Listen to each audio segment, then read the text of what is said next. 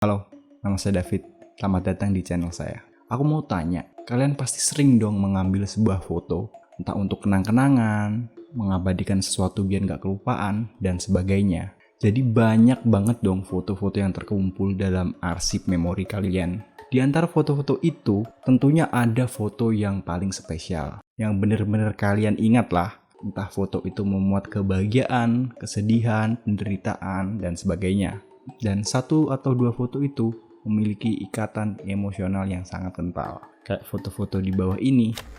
Ini adalah foto biola termahal di dunia. Dihargai sekitar 1,5 juta dolar atau sekitar 20 miliar. Kenapa bisa sangat mahal? Karena ini adalah milik dari seseorang yang berinisial WH atau Wallace Hartley, seorang pemain biola utama Titanic yang menjadi legenda kapal Titanic karena berhasil meyakinkan teman-temannya agar terus bermain musik walau kapal hendak karam. Hal itu mereka lakukan untuk meredakan kepanikan penumpang. Mereka semua berjanji tetap berada di kapal hingga kapal akhirnya tenggelam bersama mereka. Wah, sulit dibayangkan ya bagaimana seseorang sangat mencintai pekerjaannya hingga mampu meredakan egonya dan bertindak heroik seperti itu. Itulah mengapa biola ini dihargai sangat mahal. Karena memang sangat bersejarah. Mencapai puncak gunung adalah dambaan semua pendaki, termasuk dua pria di balik foto ini. Mereka adalah George Mallory dan Sandy Irvine. Pada tahun 1924, keduanya tergabung dalam tim pendaki pertama di Inggris yang mencoba menaklukkan puncak gunung Everest. Saat foto ini diambil, mereka sedang bersiap di pos pendakian terakhir sebelum akhirnya melakukan upaya ke puncak. Namun, tak lama berselang, mereka berdua dinyatakan hilang. Tubuh Mallory ditemukan pada tahun 1999, sekitar 75 tahun berselang setelah mereka dinyatakan hilang. Sedangkan tubuh Irvine belum ditemukan sampai sekarang.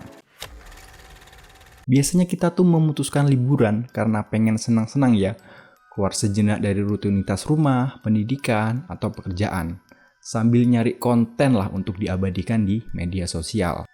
Pria yang bernama Alan Hurby asal Universitas Oklahoma ini juga sama. Pada Sabtu sore tahun 2014, ia memposting sebuah foto candid di Instagram yang menunjukkan ia dan teman-temannya sedang berada di kamar hotel. Mereka rencananya akan menyaksikan pertandingan American Football. Foto ini sekilas nampak seperti foto biasa, namun ada hal lain yang coba ia sembunyikan. Ternyata ia menggunakan postingan itu untuk mengelabuhi semua orang. Karena satu hari sebelumnya di hari Jumat, ia telah menghabisi nyawa seluruh anggota keluarganya. Dan mungkin alibi itu bisa mengelabuhi orang-orang, namun tidak dengan polisi. Dengan cepat, polisi berhasil membaca alibi itu, sehingga membuat Alan Hurby mengaku dan ia menerima hukuman seumur hidup.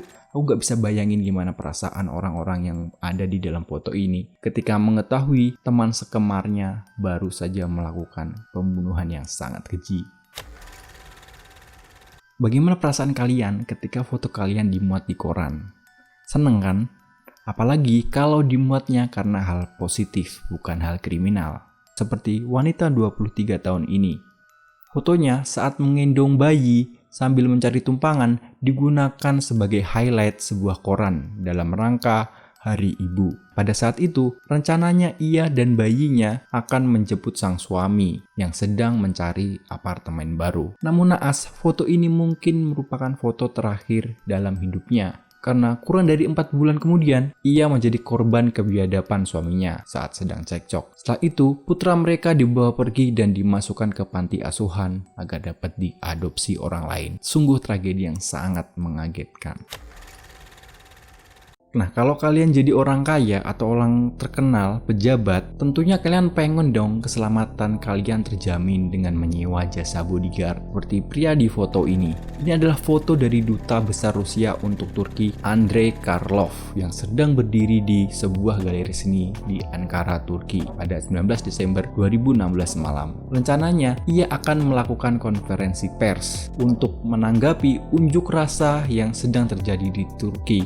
Unjuk rasa itu itu memprotes keterlibatan Rusia dalam perang saudara di Suriah dan pertempuran di Aleppo. Sementara seorang pria di belakangnya adalah Mevlut Mert Altıtaş, pria yang akan membunuhnya. Altıtaş merupakan mantan polisi Turki yang dipecat dari kepolisian atas dugaan keterlibatan dalam upaya kudeta Turki pada tahun 2016. The New York Times menduga motif pelaku adalah pembalasan atas pemboman di daerah pemberontakan Aleppo oleh Angkatan Udara Rusia.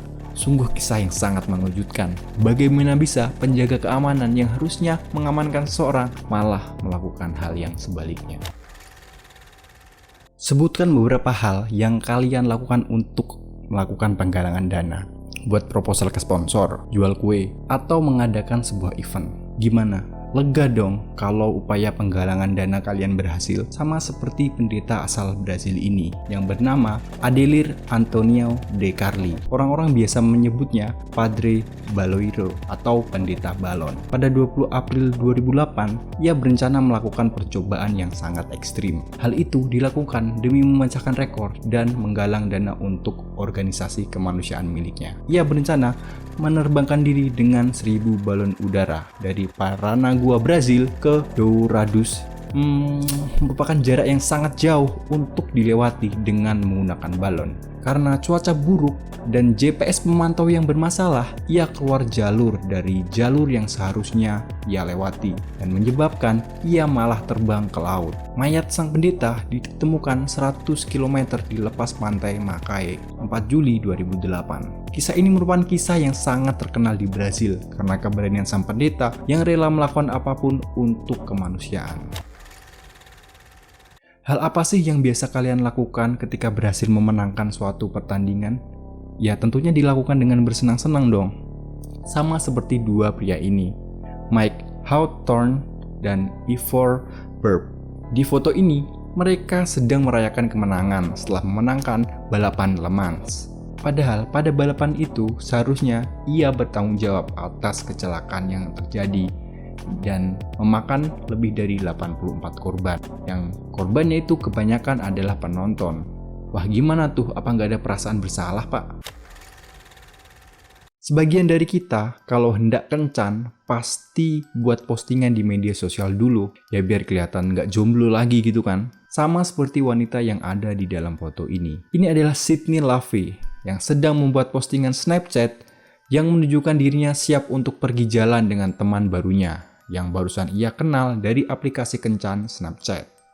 Namun naas, pertemuan itu menjadi akhir dari hidup Sydney karena teman kencannya menghabisi nyawanya dan tubuhnya dimutilasi menjadi 14 bagian dan lengan kiri atasnya tidak pernah ditemukan. Biasanya kalian kalau lagi di laut ngapain? Snorkeling, diving, surfing, atau renang-renang biasa? Pasti sejam 2 jam kalian udah capek dong.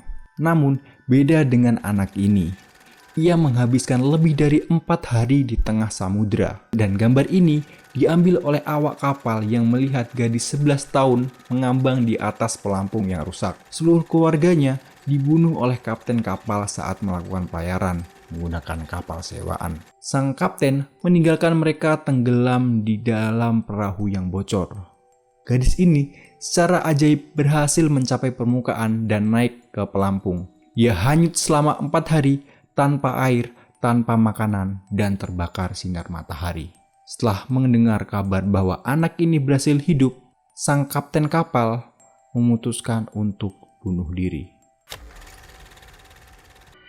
Sebutkan foto selfie kalian yang paling berbahaya. Selfie bareng mantan, atau selfie sama beruang, atau selfie sama macan. Masih kalah lah sama legend satu ini. Karena mereka berfoto sama kereta yang hendak melintas. Foto ini menunjukkan 3 gadis tersenyum bersama saat melakukan selfie. Lampu di sisi kanan foto itu adalah lampu utama kereta yang kemudian menabrak mereka beberapa saat kemudian. Dan beraksi nekat yang kurang diperhitungkan. Baru kali ini aku merasa kasihan melihat orang tersenyum di dalam foto. Hal yang paling aneh yang pernah terekam dan diupload di YouTube itu apa menurut kalian? Kalau menurutku adalah ketika Atta pura-pura jadi gembel. Legend banget itu. Yang kedua teraneh menurut saya ini. Ini adalah kisah Sarah Fang, YouTuber yang merekam vlog perjalanan ke Danau Merah Siprus. Dalam gambar ini ada sebuah koper yang mengambang di air.